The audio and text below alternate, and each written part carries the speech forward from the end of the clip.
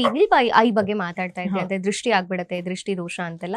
So evil I ಅಂತ ಬಂದಾಗ evil I ಅನ್ನೋದನ್ನ ಮಾತ್ರ ನಾವು ಈಗ ಅದೊಂದು ಪಿಕ್ಚರ್ ಬರುತ್ತಲ್ಲ ಅಥವಾ ಕ್ರಿಸ್ಟಲ್ ನ ಅದನ್ನ ಧರಿಸ್ಬೇಕಾ ಅಥವಾ ಇದಕ್ಕೆ ತಕ್ಕದಾದಂತಹ ಕ್ರಿಸ್ಟಲ್ ಇದೆಯಾ ಅಂತ?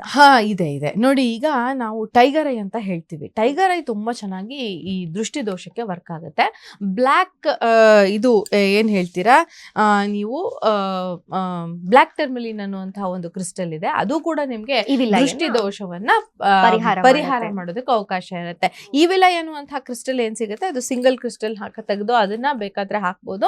ಬಟ್ ಯಾವ್ದೇ ಕ್ರಿಸ್ಟಲ್ ನ ನೀವು ಧಾರಣೆ ಮಾಡ್ಬೇಕಾದ್ರೆ ಅದಕ್ಕೆ ಒಂದು ಪ್ರೊಸೆಸ್ ಇರುತ್ತೆ, ಅದನ್ನ ಎನರ್ಜೈಸ್ ಮಾಡಿರ್ಬೇಕು, ಕ್ಲೆನ್ಸಿಂಗ್ ಮಾಡಿರ್ಬೇಕು, ಅವಾಗ ಮಾತ್ರ ನಾವು ಧಾರಣೆ ಮಾಡಿದಾಗ ಪಾಸಿಟಿವ್ ರಿಸಲ್ಟ್ ನ ಪಡ್ಕೊಳ್ಳೋದಕ್ಕೆ ಅವಕಾಶ ಇರುತ್ತೆ ಅಂತ. ಯಾಕಂದ್ರೆ ಇವತ್ತಿನ ಮಟ್ಟದಲ್ಲಿ ಎಲ್ರಿಗೂ ಕೂಡ ಈ ದೃಷ್ಟಿ ದೋಷ, ನಜರ್ ಆಗೋಯ್ತು, ಎಲ್ಲೋ ಪ್ರೋಗ್ರಾಮ್ ಹೋಗಿ ಬಂದೆ, ಯಾರೋ ನೋಡ್ಬಿಟ್ರು, ಇದು ಸಾಮಾನ್ಯವಾಗಿ ತುಂಬಾ ಕಾಮನ್. ಓಕೆ, ಹಾಗಾಗಿ ಇವಿಲ್ ಐ ಜೊತೆಗೆ ಈ ಕ್ರಿಸ್ಟಲ್ ನ ಕೂಡ ನಾವು ಮ್ಯಾಚ್ ಮಾಡಿ ಹಾಕೊಳ್ಳೋದು ಒಳ್ಳೇದಾಗುತ್ತೆ ಅಂತ. ಸೊ ಹಾಗಾದ್ರೆ ಇನ್ನು ಸಿಂಹರಾಶಿಯವರಿಗೆ ಏನು ಏಂಜಲ್ ಗೈಡೆನ್ಸ್ ಸಿಗತ್ತೆ ಅಂತ? ಸಿಂಹರಾಶಿಯವರಿಗೆ ಏಂಜಲ್ ಗೈಡೆನ್ಸ್ ಅಂತ ಬಂದಾಗ,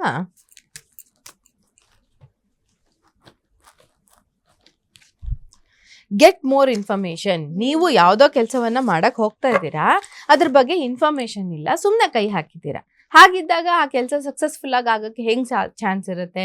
ಯಾವುದೇ ಕೆಲಸವನ್ನ ಮಾಡಬೇಕು ಅಂದ್ರೂ ಆ ಕೆಲಸದ ಬಗ್ಗೆ ಹೆಚ್ಚು ಇನ್ಫಾರ್ಮೇಶನ್ ತಗೊಂಡು ನೀವು ಕೆಲಸವನ್ನ ಮುಂದುವರಿಸೋದು ತುಂಬಾ ಮುಖ್ಯ ಆಗುತ್ತೆ. ಅದನ್ನ ನೀವು ಈ ಸಮಯದಲ್ಲಿ ಮಾಡ್ಬೇಕಾಗುತ್ತೆ. Get more information. ಯಾವುದೇ ಕೆಲಸದ ಬಗ್ಗೆ, ವಿದ್ಯೆ ಇರಬಹುದು, ನಿಮ್ಮ ಯಾವುದೋ, ಇವಾಗ ನೀವು ವಿದ್ಯಾರ್ಥಿಗಳೇ ಎಕ್ಸಾಮ್ ಅಟೆಂಡ್ ಮಾಡ್ತಿದ್ದೀರಾ, ಇನ್ಫಾರ್ಮೇಶನ್ನೇ ಇಲ್ಲ, ಹಂಗೆ ಅಟೆಂಡ್ ಮಾಡಕ್ ಹೋಗೋದು. ಸೊ ಸ್ವಲ್ಪ ಸರಿಯಾಗಿ ಎಫೆಕ್ಟಿವ್ ಆಗಿ ಓದ್ಕೊಂಡು ಯೋಚನೆ ಮಾಡಿ ನೀವು ಕೆಲಸವನ್ನ ಮಾಡ್ಬೇಕಾಗುತ್ತೆ.